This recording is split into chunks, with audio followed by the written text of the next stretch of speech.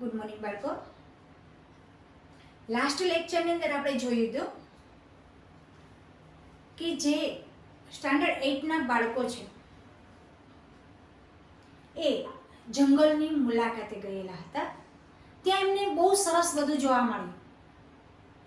રાષ્ટ્રીય ઉદ્યાન જોયું, વન્ય પ્રાણી અભયારણ્ય જોયું. ત્યાં એમને એક પ્રોજેક્ટ પણ સરકાર તરફથી અમલમાં મૂકવામાં આવ્યો. એ એમને પ્રોફેસર અહેમદ અને માધવજી કર્મચારી વન કર્મચારી છે એમને સમજાયું કે વન્ય પ્રાણીઓને પણ સુરક્ષિત રાખવામાં આવે છે. આવું આપણે લાસ્ટ લેક્ચરની અંદર જોયું.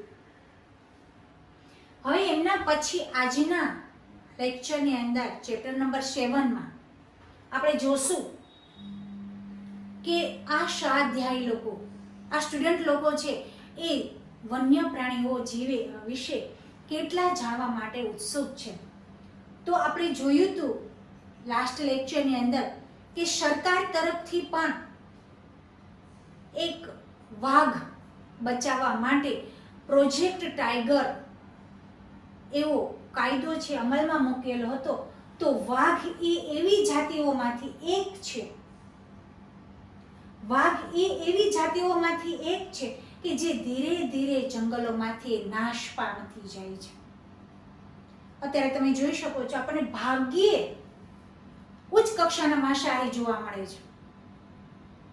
સિંહ છે, વાઘ છે, દીપડા છે, આ બધા જ છે આપણને બહુ ઓછા જોવા મળે છે. એટલે કે એમનો નાશ થતો જાય છે.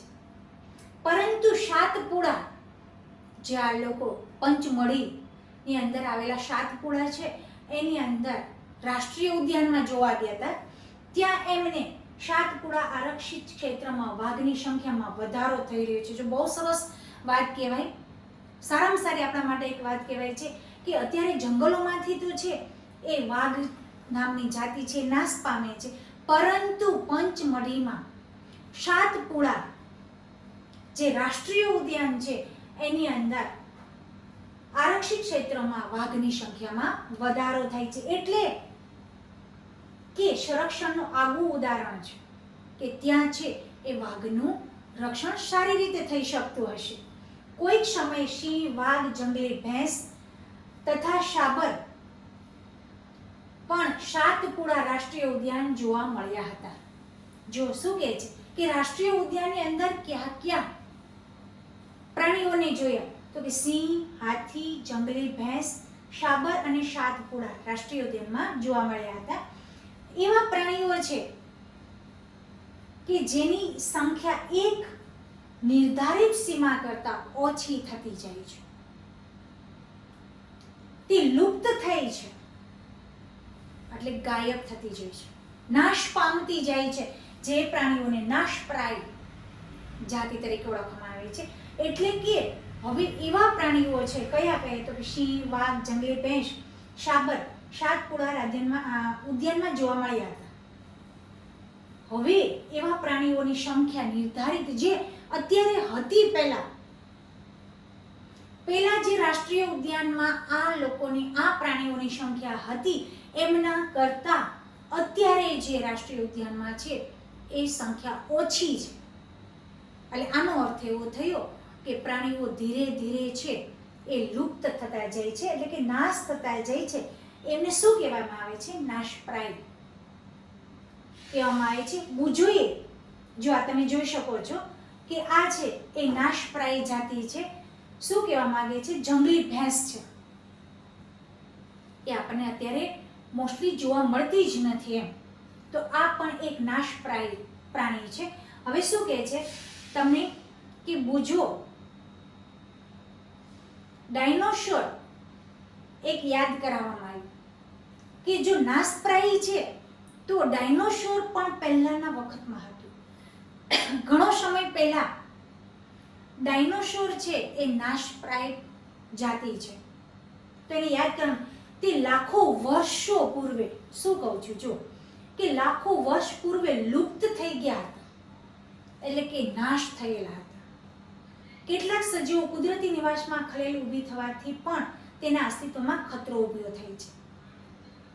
સમજાવે છે પ્રોફેસર અહેમદ.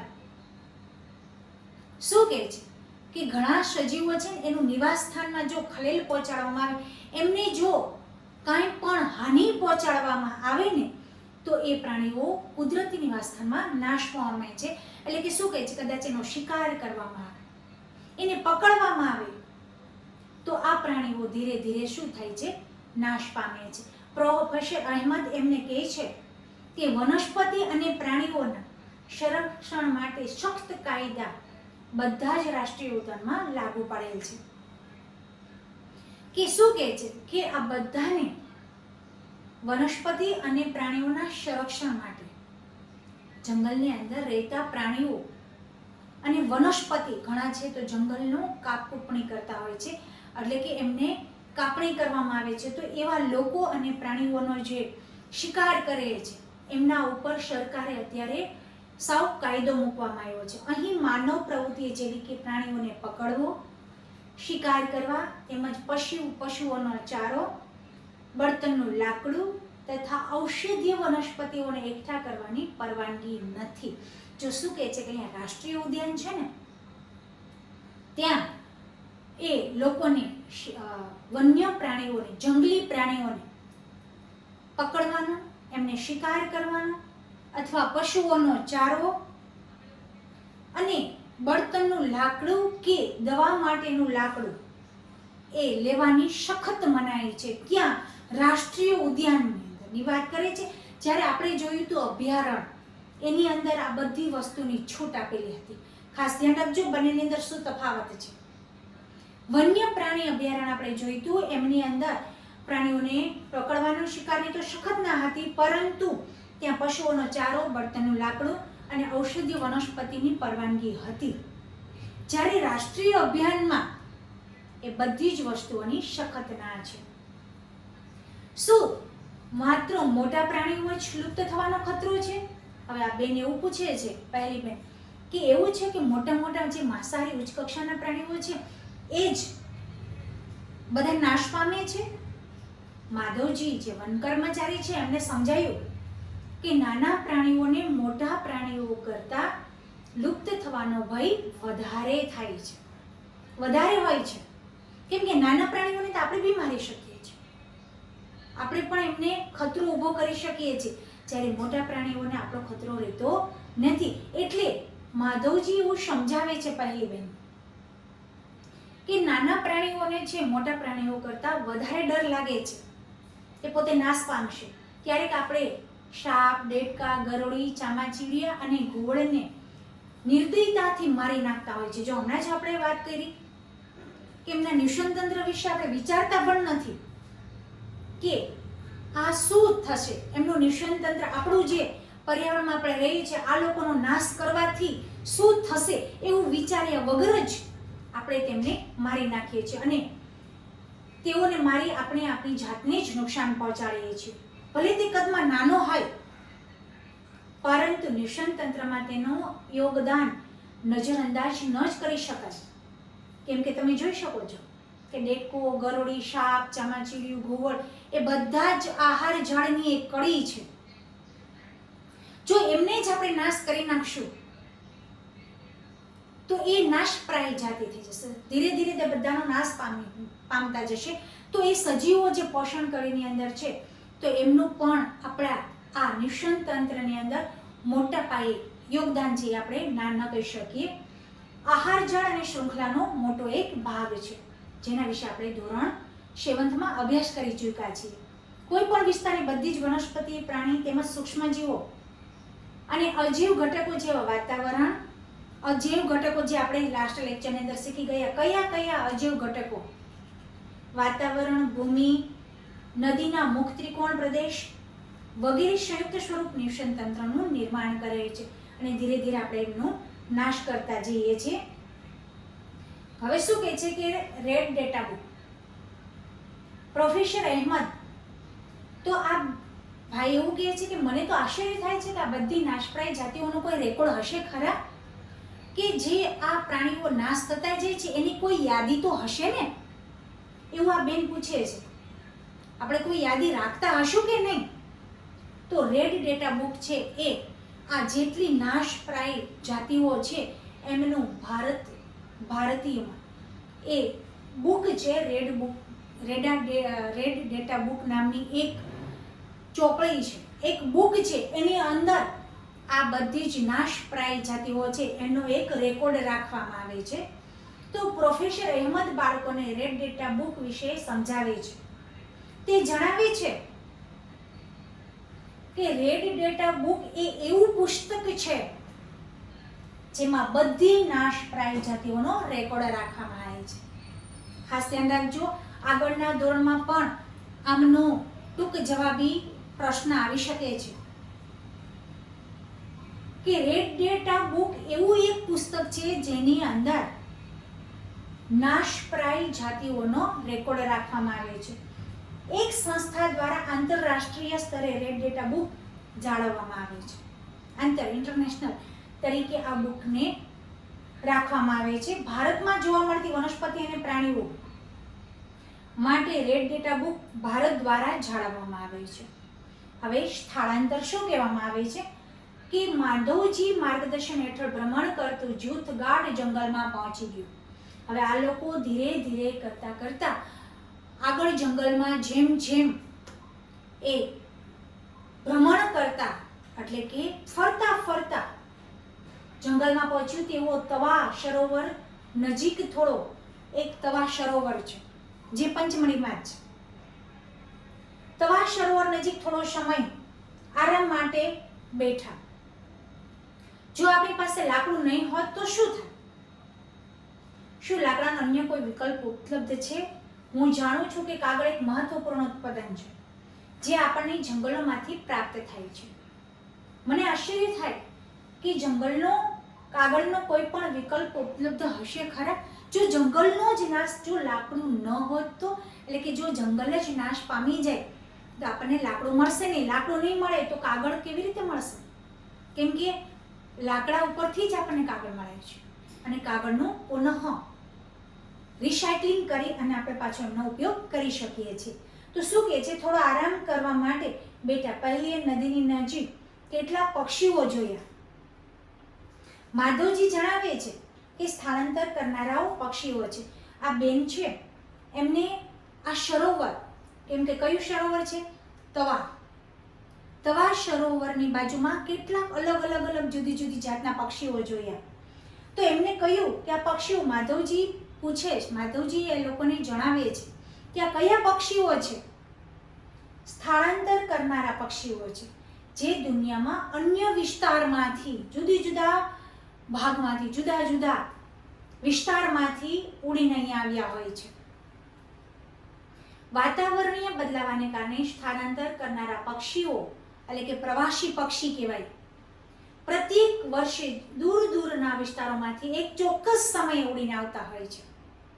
આપણે કદાચ તમે પિકનિકની અંદર ગયા હોય, માનસરોવરની અંદર પણ આવા પક્ષીઓ અનેક જુદી જાતના પક્ષીઓ આવી અને ત્યાં પોતાનું સ્થળાંતર કરે છે, પોતાનો વિસ્તાર, પોતાનું એક નિવાસ સ્થાન બનાવે છે. ચોક્કસ સમય ઉડીને આવે છે અને ઈંડા મૂકવા માટે આવે છે. કારણ શું કામ? ત્યાં શું કામ આવે છે?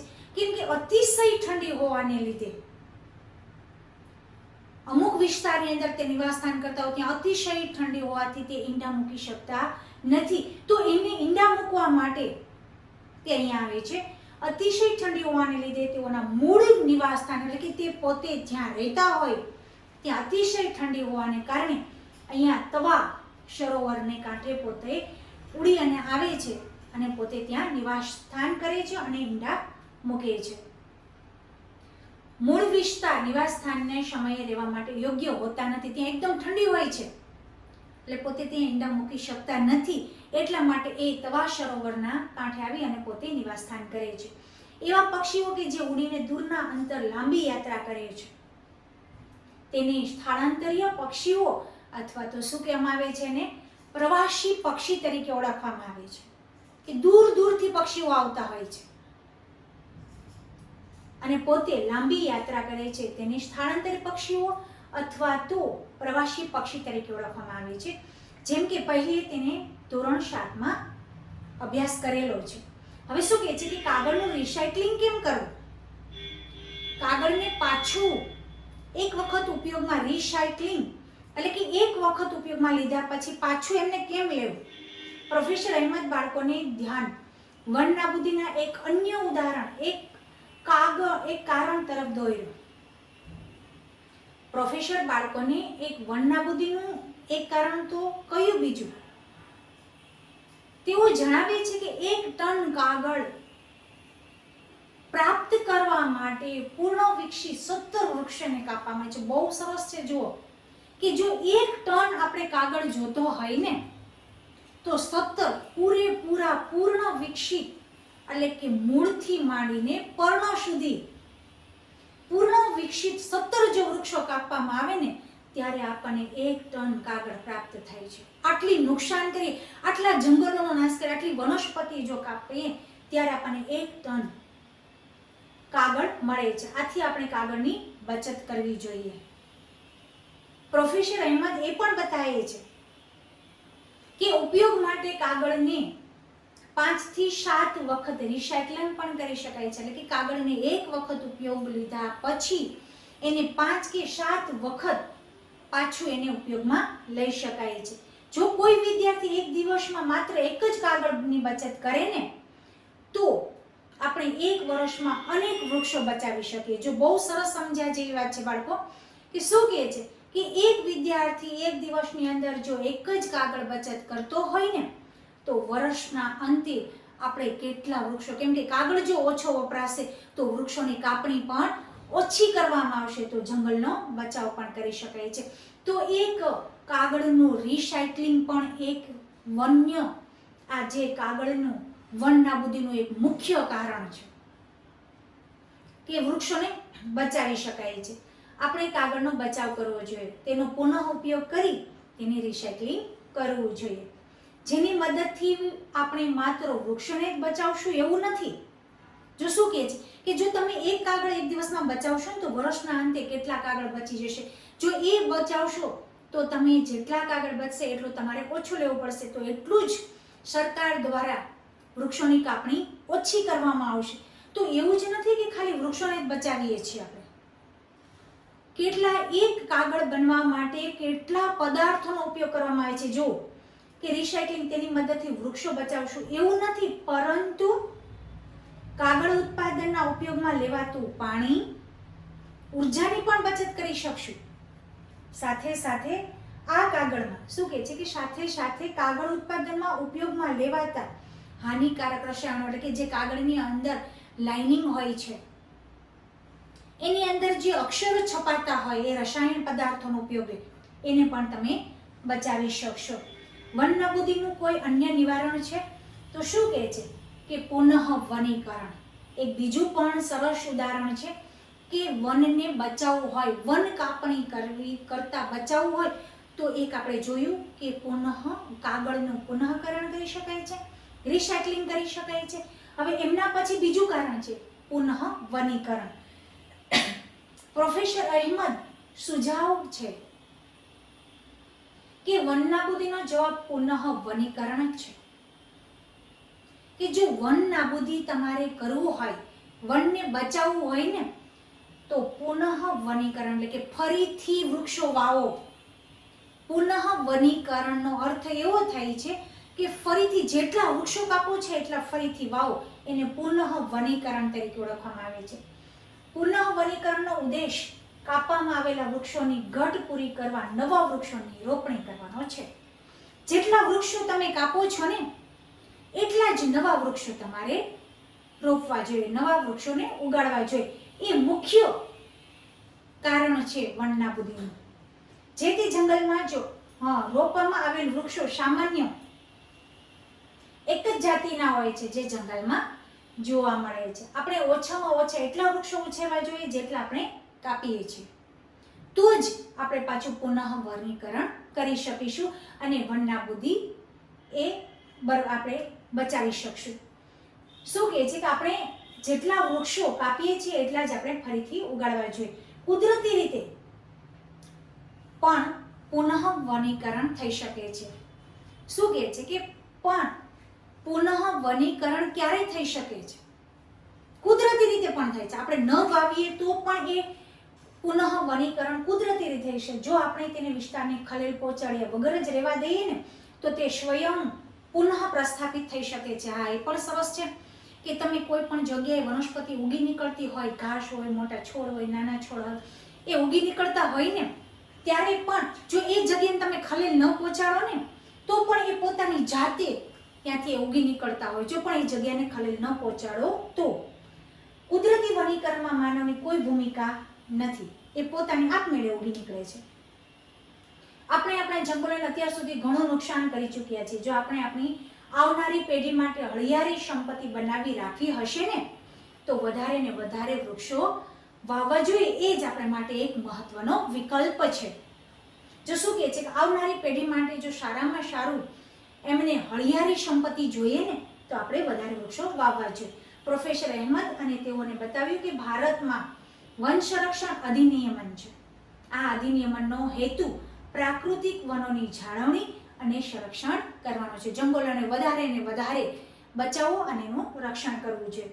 સાથે સાથે એવો પણ ઉપાય કરવો છે કે તેનાથી જંગલોમાં અને તેની નજીક રહેવાવાળા લોકો આધારભૂત જરૂરિયાતોની પૂર્તતા થઈ શકે છે. કે જંગલમાં રહેવાવાળા, કેમ કે અભયારણ્યમાં લોકો રહેતા હોય છે, આદિવાસી લોકો રહેતા હોય છે અભયારણ્યની અંદર, તો એની જે જરૂરિયાતો છે એ પણ પૂરી થઈ જાય અને જંગલનો નાશ પણ ન થાય એવું આપણે કરવું જોઈએ. થોડોક સમય આરામ કર્યા પછી માધવજીએ બાળકોને પાછા ફરવાનું કહ્યું. શું કામ? કે સૂર્યાસ્ત પછી જંગલમાં રોકવાનું યોગ્ય હોતું જ નથી. પાછા ફર્યા પછી પ્રોફેસર અહેમદ તેમજ બાળકો આ ઉલ્લાસપૂર્વક અનુભવ બદલ માધવજીને આભાર વ્યક્ત કર્યો. જે વન કર્મચારી હતા, માધવજી એને પંચવટીની મુલાકાતે આ લોકોને લઈ ગયા અને ત્યાં બધું જ વિસ્તારપૂર્વક વન અભયારણ્ય અને જે રાષ્ટ્રીય ઉદ્યાન વિશે બહુ સરસ સમજાયું. એ બદલ બાળકોએ અને પ્રોફેસરે માધવજીનો આભાર માન્યો અને એ બધું જાણી શક્યા. અહીંયા આપણે પણ ઘણું જ આ પાઠની અંદર, આ ચેપ્ટરની અંદર શીખ્યા છીએ. અને આ તમે બધું જ નોટબુક્સમાં ઉતારજો. જે મેઇન મુદ્દાઓ છે અને સ્વાધ્યાય પણ નોટબુક્સની અંદર ઉતારવાનો છે. અહીં આપણું ચેપ્ટર પૂરું. Thank you.